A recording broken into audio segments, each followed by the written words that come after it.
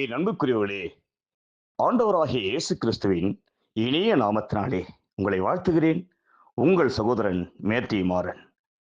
என் அன்புக்குரியவர்களே, பரிசுத்த வேதாகமத்திலே சங்கீதம் 55ஆம் அதிகாரம் 22ஆம் வசனம் இப்படியாக சொல்லப்பட்டிருக்கிறது.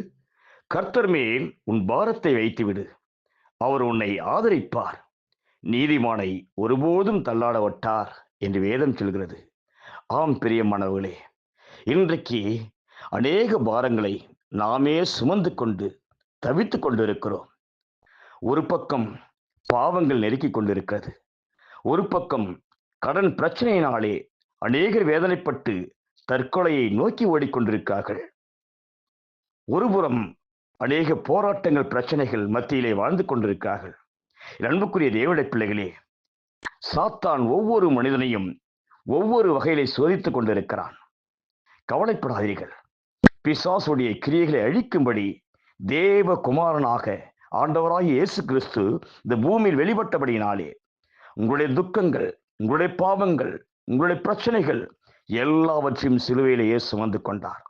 ஆகவே அன்புக்குரிய தேவனுடைய பிள்ளைகளே, இன்றைக்கு அநேக நெருக்கங்களினாலே, அநேக போராட்டத்தினாலே, மனவேதனையினாலே, குடும்ப சூழ்நிலையினாலே நீங்கள் ஒவ்வொரு நாளும் தவித்துக் கொண்டிருக்கலாம்.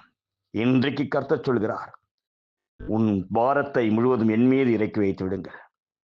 ஒருபோதும் உங்களை நான் தள்ளாட விடாமல் உன்னை நிமிரச் செய்கிற தேவன், உங்களை ஆசீர்வதிக்கிற தேவன், உன் வழக்கரங்களை பிடித்து வழிநடத்துகிற கர்த்தர் சொல்கிறார், உன் பாரத்தை முழுவதும் கர்த்தர் மேல் இறக்கி வைத்து விடுங்கள்.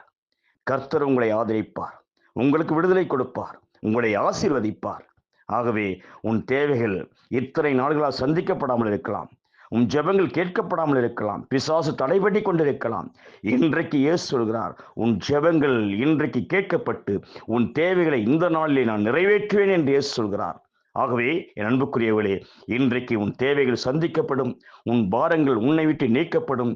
கர்த்தர் பெரிய விடுதலையை கொடுத்து ஆண்டவராய் இயேசு உங்களை ஆசீர்வதிப்பாராக. God bless you.